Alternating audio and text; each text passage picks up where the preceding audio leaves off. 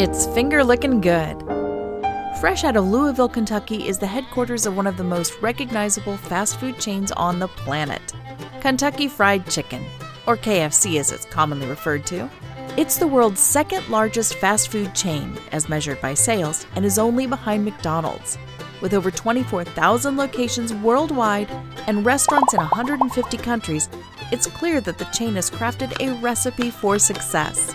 KFC wasn't an overnight success, though. It was a long and challenging road to becoming the well-known restaurant it is today. Make sure you grab your bucket of chicken for this one, because we're about to dive into how KFC went from being a roadside restaurant to reaching astronomical heights and dominating the fast food chain market.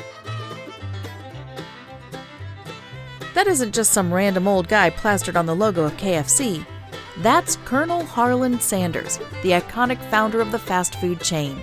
The Colonel had a humble beginning to his journey. He worked plenty of jobs in his early life, such as working on a steam engine, selling insurance, and being the operator for a filling station. But one job in particular, along with a secret recipe, would change his life forever. At a young age, Sanders learned how to cook from his mother. When he took over a Shell filling station in 1930, just outside of North Corbin, Kentucky, the Colonel decided to tap into his culinary skills. He started serving travelers recipes he learned how to make as a kid, including that finger-licking good fried chicken. For 4 years, he served people from his own dining room table, eventually upgrading and adding more tables to his restaurant. By 1937, the roadside restaurant that once only had his dining room table to serve people became the Sanders Court and Cafe, which had 142 seats and even a motel. During this time, Sanders learned that pressure cooking chicken could reduce production time and also retain a better taste as opposed to deep frying it. In 1940, his delicious recipe was finalized and became known as his original recipe of 11 herbs and spices. Plus, he had a unique method of cooking his chicken using pressure cookers.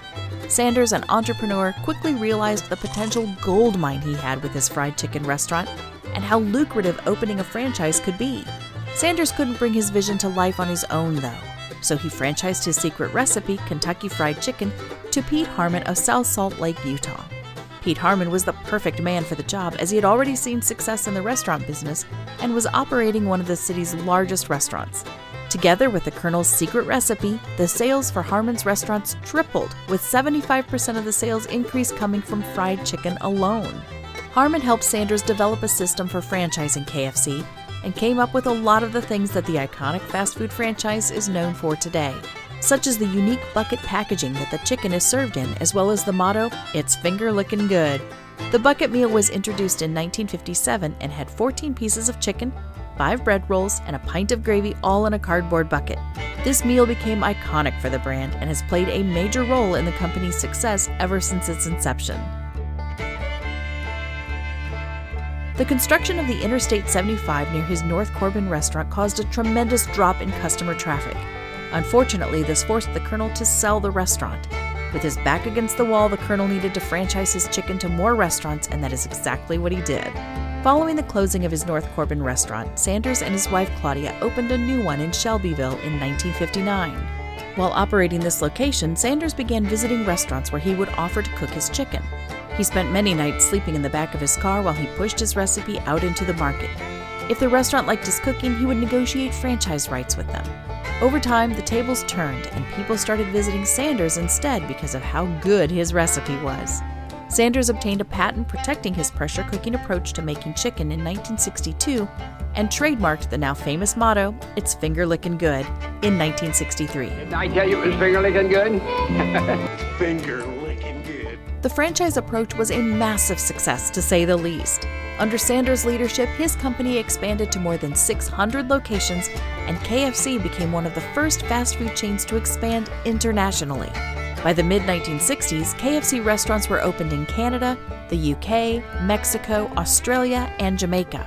The company was the largest fast food operation in the United States, and KFC helped push chicken into the fast food industry, which had been dominated by hamburgers for years. While this growth was amazing, Sanders became overwhelmed as he was getting older and couldn't run the business himself. In 1964, he decided to sell KFC for the equivalent of $17.5 million today to a partnership of Kentucky businessmen. The two men he sold the business to were far from fried chicken experts. One was John Brown Jr., a 29-year-old lawyer and future governor of Kentucky. The other was Jack Massey, an entrepreneur. Sanders would remain as a salaried brand ambassador. In this role, the Colonel helped build up the brand of KFC by filming commercials and making appearances at chain locations worldwide. After the Colonel handed off ownership in 1964, it was a game of hot potato being played with the ownership of KFC, and the players were all people who had little to no experience in the restaurant business. In 1971, John Brown Jr. sold the company to Hubline, a packaged food and drinks corporation, for the equivalent of $1.8 billion in 2020 US dollars. Sanders maintained his position until his death in 1980, and his promotional work made him a prominent figure in American culture. KFC had mixed fortunes in the 1970s and early 1980s domestically, with more changes in ownership. R.J. Reynolds, a tobacco giant, acquired Hubline in 1982, and then it sold KFC to PepsiCo in 1986 for $2 billion in 2020 US dollars. Under PepsiCo's ownership, KFC prospered. With PepsiCo now calling the shots, KFC pushed into new markets. One of those markets was the Chinese market, with an outlet being placed in Beijing in November of 1987. KFC made history with this move as it became the first Western restaurant chain to open a restaurant in China. Since 1987, the company has expanded rapidly in the region, with China becoming the largest market for KFC. The 1990s saw KFC launch many successful new products. There were the spicy hot wings in 1990, popcorn chicken in 1992, and internationally a spicy chicken sandwich known as the Zinger in 1993. By 1997, KFC was doing roughly $16 billion in sales. It's safe to say the Colonel would be proud with where things ended up for his brand. By 2015, KFC took a step back as it found a fierce competitor in Chick-fil-A, which took the mantle as the leading chicken retailer in the U.S. 3 years previously. To shake things up and reinvent itself, KFC launched a new initiative and revamped its packaging, uniforms, and expanded its menu.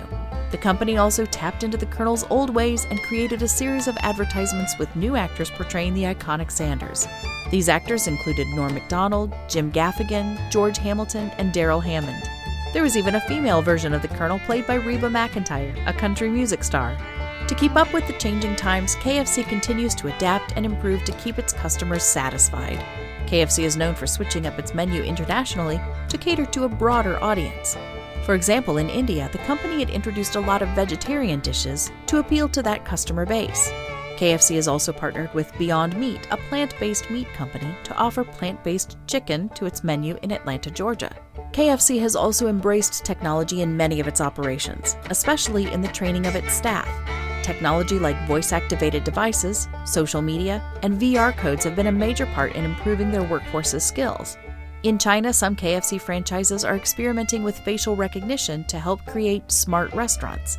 Essentially, these restaurants will be able to remember a customer's previous order and create personalized options for them the next time they visit. Even more, the company has ventured into the world of cryptocurrency in recent years, launching the Bitcoin Bucket, which allows customers to buy their bucket of chicken with the popular cryptocurrency. With these innovations and adaptations, KFC found new success and its sales grew exponentially throughout the late 2010s and early 2020s. By 2020, its sales were $27.9 billion. It has been quite the story from a roadside restaurant in North Corbin, Kentucky, to becoming a globally recognized and iconic fast food chain. It's safe to say that nobody does chicken like KFC.